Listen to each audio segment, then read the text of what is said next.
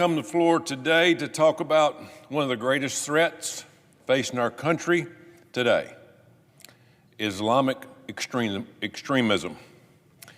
24 years ago, September 11, 2001, nearly 3,000 innocent Americans were murdered in a coordinated terrorist attack carried out by radical Islamic extremism. Those of us who lived through that day remember exactly where we were when those planes hit the buildings. That day changed this country forever. We were smacked in the face with the reality that there are people who are so hell-bent on destroying America that they will kill themselves just to try to harm us. That's reality. It sends shivers down your spine, but it's true. And it happened. In the aftermath of 9/11, we created the Department of Homeland Security. Basically, we went to war. We spent the following 2 decades unsuccessfully attempting to westernize the Middle Eastern countries most responsible for this attack.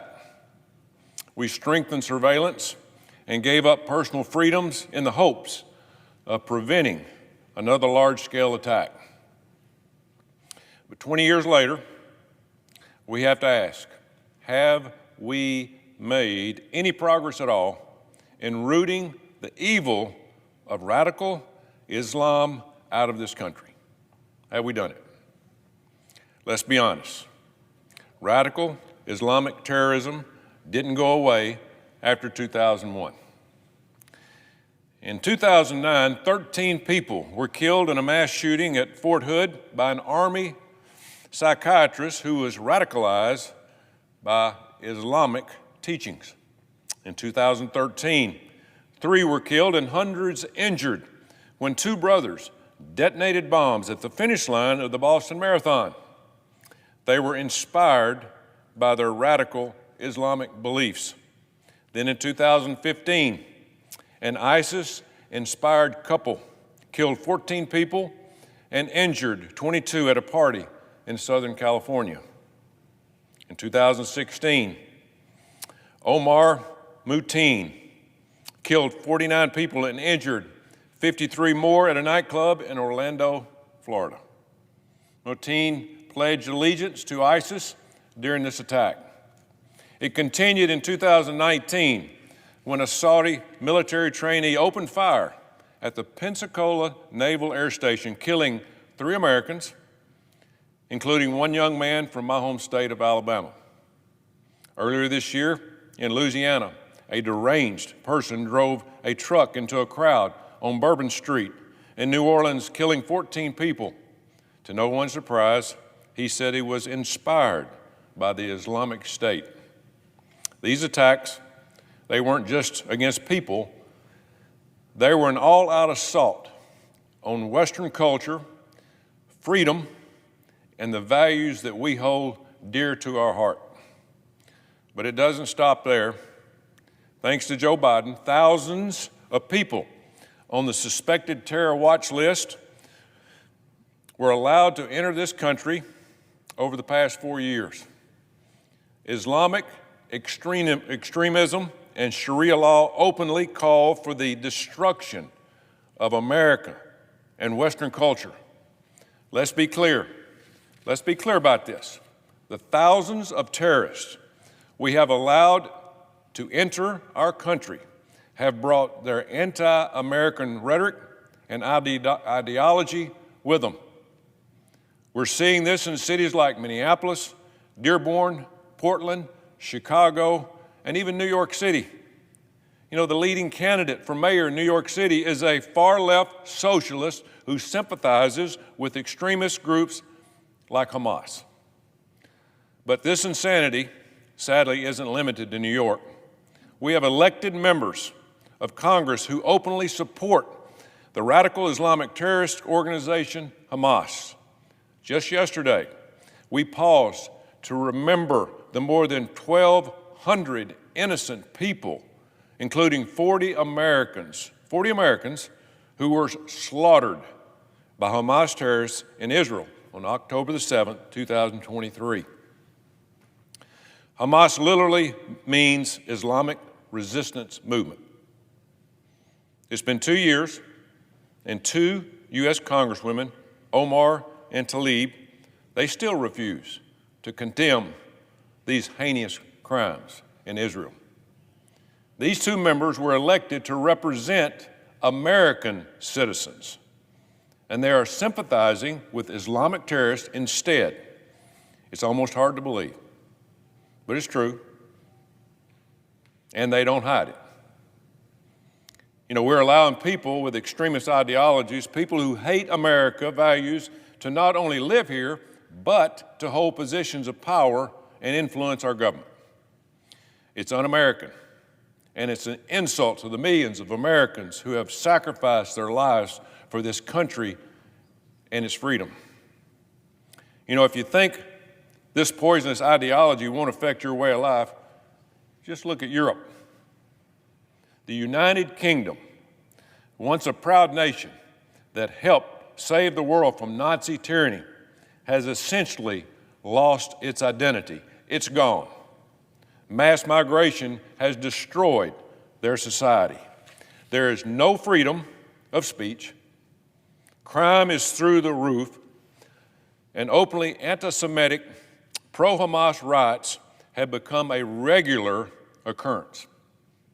And this is in Europe. This is in the UK.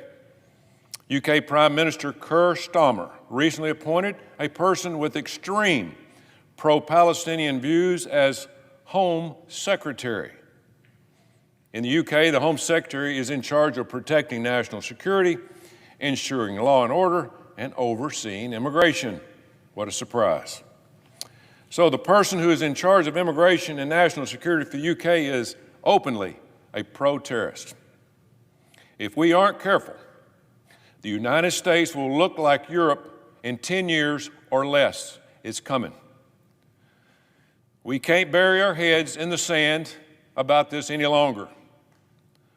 The Quran openly calls for violence against non-Muslims, openly. Radical Islamists take these instructions literally and to use them to justify terror. It's not politically correct to say this, but it's the damn truth.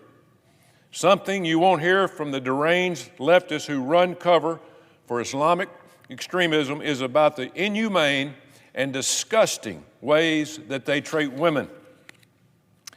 In Muslim countries that follow Sharia law, it is considered normal for women to be raped, trafficked, and forced to marry as young as age of 6. Pedophilia is rampant, and women are lucky if they are allowed to drive. I'm old enough to remember when Democrats championed the Me Too movement, which was self-described as a global, survival-led movement to end sexual violence. But these same Democrats who championed the Me Too movement have been radio silent when it comes to the way women are regularly treated in countries that practice radical Islam. I have yet to hear my Democrat colleagues who are siding with Hamas talk about the brutal ways Hamas has abused the women they have held hostage since October the 7th. Nor have I heard Democrats who claim to be feminists talk about the fact that some Muslims, countries that practice Sharia law, require women to be completely covered from head to toe. These women, they're not allowed to get an education, work a job, or in some cases even leave home. They are barred from gyms, parks, and beauty salons. They are forbidden from traveling without a male relative and are forced to wear certain clothing that covers everything but its eyes. But meanwhile, the men in these countries are allowed to abuse women, have sex with children, or have multiple wives, no problem. Everyone, but especially feminist groups, should be outraged about this horrible abuse of women. But that doesn't fit the left's narrative. So you won't hear a peep from liberal so-called feminists about the disgusting treatment of women in radical Islamic countries. You also won't hear from Democrats about how radical Islamic terrorists are currently carrying out a mass genocide of Christians in Nigeria. Think about this. more than 62,000 Christians have been slaughtered since 2000 by radical Islamic terrorists in Nigeria. You heard that right, 62,000. And just this year alone, more than 7,000 Nigerian Christians have been murdered because of their faith alone. You can't turn on the TV without hearing about Israel's so-called mass genocide of Palestinians every day. And yet when it comes to 62,000 Christians being slaughtered by radical Muslims, it's radio silence. This extreme ideology is straight from the pit of hell, and it has no place in American society. We are blessed that freedom of worship is a constitutional guaranteed right in this country. That's what our forefathers fought for. If you want to come here legally, practice a peaceful version of Islam, and blend into our society by adopting the treasured American values of life, liberty, and the pursuit of happiness, you are welcome to do so. But if you believe that Sharia law supersedes American law, you should be deported immediately. If we don't take a stand now, our way of life, our Christian values, our freedoms, and our national identity will disappear. There is only room for one law in this country, and that's the Constitution of the United States of America. Sharia law is an anti-American and has no place in a free society. Texas is already taking action to ban Sharia law, and I commend them. Other states should follow. We must protect American values, not apologize for them. I truly believe we are at a crossroads in this country. For too long, people have tiptoed around this issue, afraid to hurt somebody's feelings or make people uncomfortable. But the time for being politically correct is over. The truth is that radical Islamic extremists want every single freedom-loving American dead. Bottom line. They have proven over and over again that they are willing to do whatever it takes to kill just one American citizen, whatever it takes. And it isn't just happening overseas.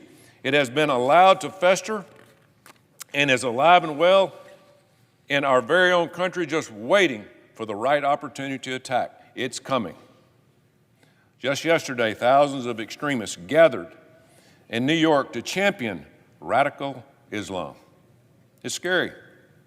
So the question is, will we continue down this path and end up like Europe? Or will we honor the sacrifices made by the millions of Americans who have given their lives for our freedoms by standing up against people like the radical Islam? Now's the time to act, because if we don't, we will lose this country as we know it. It will be gone. This isn't about a Republican or Democrat issue. It's an American issue. I hope my Democrat colleagues will join me in sending a loud, clear message that we will not tolerate Sharia law in this country. Not now, not ever. Mr. President, I yield the floor.